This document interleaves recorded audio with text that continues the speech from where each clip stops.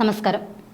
നവീൻ ബാബുവിന്റെ കേസ് SITയോട് അന്വേഷണ report submit ചെയ്യാൻ ഹൈക്കോടതി പറഞ്ഞിരിക്കുന്ന ഈ സാഹചര്യത്തിൽ കളക്ടർ അരുൺ കെ വിജയൻ ഡൽഹിയിലേക്ക് പോകുന്നത് മുഖ്യമന്ത്രിയുടെ ആളായിട്ടാണ് എന്നതിൽ തർക്കമില്ല.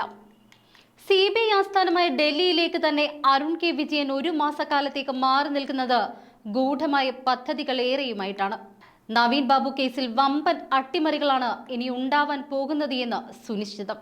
അതായത് കോടതി ഈ കേസ് അന്വേഷണം ആരെ ഏൽപ്പിച്ചാലും ആദ്യം ചോദ്യം ചെയ്യപ്പെടേണ്ട ആളുകളുടെ പട്ടികയിൽ പ്രഥമ സ്ഥാനത്തുള്ളയാളാണ് അരുൺ കെ വിജയൻ. അങ്ങനെയുള്ള അരുൺ കെ വിജയൻ ഒരു മാസക്കാലത്തോളം മാറി നിൽക്കുമ്പോൾ ഈ കേസ് അന്വേഷണം ഇഴഞ്ഞു നീങ്ങുകയും സാവധാനം ഇത് അട്ടിമറിക്കപ്പെടുകയും ചെയ്യും. ഇത് തന്നെയാണ് ഈ ദില്ലി യാത്രയ്ക്ക് പിന്നിലെ ലക്ഷ്യവും.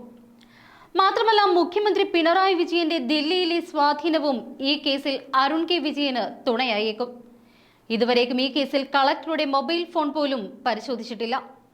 അങ്ങനെ ഒരു സാഹചര്യത്തിൽ കളക്ടറുടെ ഈ യാത്ര അന്വേഷണത്തെ വഴിമുട്ടിക്കും. അതായത് SIT കുറ്റപത്രത്തിൽ ഈ മരണത്തെ ആത്മഹത്യയാക്കി കഴിഞ്ഞു എന്ന് തന്നെ നമുക്ക് ഇതോടെ മനസ്സിലാക്കാം. CPMന്റെ ചരിത്രം ഒന്ന് പരിശോധിച്ചു നോക്കിയാൽ ഇങ്ങനെയൊരു കേസ് ശരിയായ രീതിയിൽ അന്വേഷണം പൂർത്തിയാക്കാൻ ഒരിക്കലും സമ്മതിച്ച ചരിത്രമില്ല.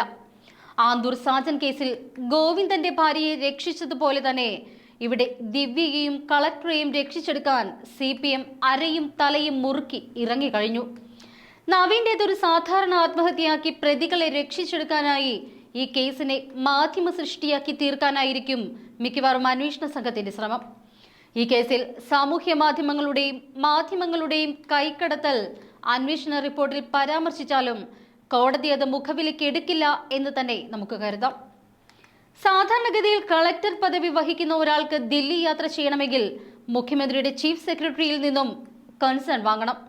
എന്നാൽ ഇവിടെ ഇത്തരത്തിൽ തികച്ചും ഔദ്യോഗികമായി തന്നെ അരുൺ കെ വിജയനെ സുരക്ഷിതമായി ദില്ലിയിൽ എത്തിക്കാനും കാര്യങ്ങൾ മുന്നോട്ട് കൊണ്ടുപോകാനുമുള്ള കുരുട്ട് ബുദ്ധിക്ക് പിന്നിൽ CPM തന്നെയാവാതെ തരമില്ല. ഏതായാലും ഹൈക്കോടതി കേസ് ഡയറി ഹാജരാക്കാൻ പറഞ്ഞതോടെ SIT ഓട്ടം തുടങ്ങിക്കഴിഞ്ഞു. പ്രാഥമികമായ അന്വേഷണം പോലും കൃത്യമായി നടത്താതെ ഇഴഞ്ഞുകൊണ്ടിരിക്കുന്ന ഈ കേസിൽ ഇപ്പോൾ ഹൈക്കോടതി പേടി വന്നതോടുകൂടി ഓടി നടന്ന് അന്വേഷിക്കേണ്ട ഗതികേടിലായിരിക്കുകയാണ് SIT.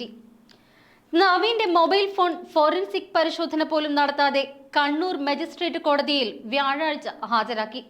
അന്ന് തന്നെ കളക്ടർ അരുൺ കെ വിജയന്റെ മൊഴി എടുക്കുകയും ചെയ്തു.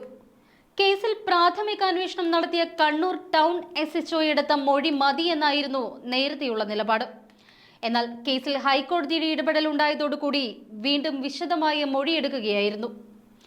നിർണായകമായ തെളിവായ ഫോൺ ഫോറൻസിക് പരിശോധന നടത്താതെ കസ്റ്റഡിയിൽ വയ്ക്കുന്നത് തെളിവ് നശിപ്പിക്കാനാണ് എന്ന ആരോപണവും ഉയർന്നു. CBI അന്വേഷണം ആവശ്യപ്പെട്ടുകൊണ്ട് നവീന്റെ ഭാര്യ മഞ്ജുഷ നൽകിയ ഹർജിയിലാണ് SITയുടെ കേസ് ഡയറി ഡിസംബർ 6 മുന്നേ ഹാജരാക്കാനായി ഹൈക്കോടതി ആവശ്യപ്പെട്ടത്. ഒക്ടോബർ 15 സംഭവിച്ച നവീന്റെ മരണത്തിൽ 10 ദിവസത്തിന് ശേഷമാണ് SITയെ നിയോഗിച്ചത് പോലും. നവീൻ ബാബുവിന്റെ കുടുംബത്തിന്റെ മൊഴിയെടുത്തതുപോലും കേസിൽ പ്രതിയായ ജില്ലാ പഞ്ചായത്ത് മുൻ പ്രസിഡന്റ് PP ദിവ്യയ്ക്ക് ജാമ്യം ലഭിച്ചതിന് ശേഷമാണ്. ദിവ്യയുടെയും ADMനെതിരെ കൈക്കൂലി ആരോപണം ഉന്നയിച്ച CV പ്രശാന്തിന്റെയും ഫോൺ വിവരങ്ങൾ ഇപ്പോഴും ശേഖരിച്ചിട്ടില്ല. ഇതെല്ലാം ശേഖരിക്കാനുള്ള ഓട്ടത്തിലാണ് ഇപ്പോൾ SIT.